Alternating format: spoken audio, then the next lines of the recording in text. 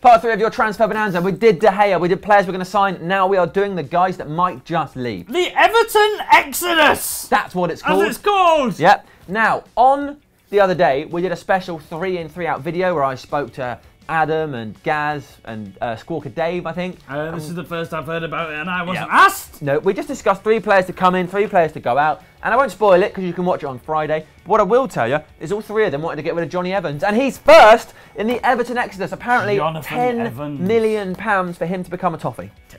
10 million, mate? I know, good money, isn't it? That is all right. If I was Louis Van Gaal and got offered 10 million for Jonny Evans, I'd be like, what's going on here?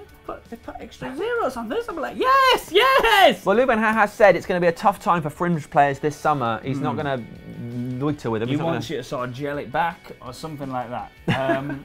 But yeah. Jonny Evans, newspapers say he's just down the pecking order. You've got Smalls, Jones, Rojo, even bloody McNair and Blackett are getting looking like... they are. And then there's the likelihood that Hummels or Otamendi will come in the summer. Yes, please. In which case, even further down that pecking order. No one wants to peck him. Now, Tom Cleverley. Paul Scholes says he expects Tom Cleverley to leave Manchester United this summer. Paul Scholes expects Tom Cleverley to leave United at the end of the summer? Where is he getting that idea from? Well, I think it's because Cleverley's contract at Manchester United runs out at the end of this season. And it's unlikely Louis Van Gaal sees him in his future plans. Well, I think Scholes is onto something. I don't know. It sounds like he's been putting some LSD tabs in his tea or something. He sounds mental. So, Cleverley. Can I just say go on. About Cleverley? Aren't Aston Villa going to be a bit annoyed about that? Because well, probably, but... they give him a chance, mate. He's done all right, hasn't he? Especially since Sherwood came in. And you'd think he would personally want to play at Everton, probably. Martinez. Yeah. Higher standard of football. Lukaku. Baines. Howard.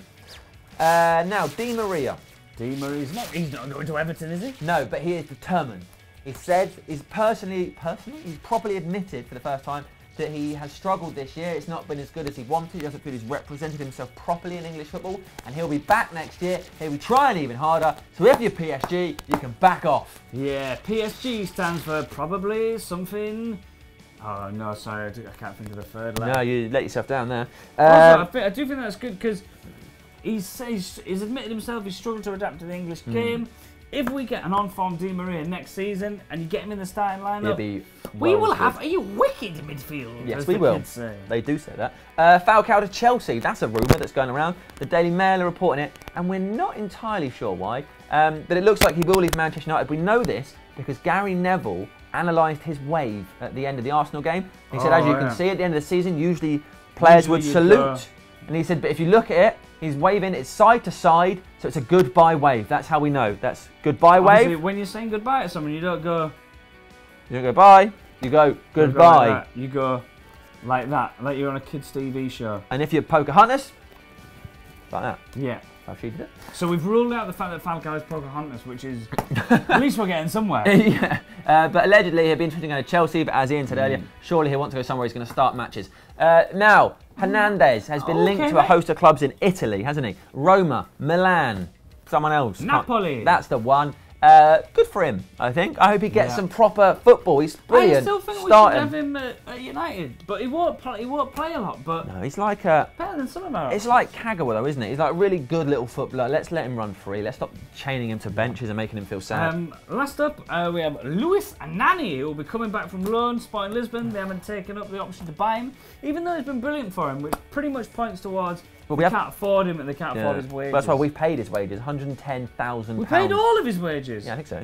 Pretty much. Well, they were never going to buy him then. £110,000 a week we're paying because David Moyes, in his first act as Manchester United manager, gave Nani a 5-year deal. Thank God for that. There are 3 years to run, worth £17 million in wages. Guess what? Nobody wants to pay that, which means nobody's going to buy Nani. Which means we either continue to pay his wages and make him go away to play football, or he will be in Louis Van Gaal's squad next season.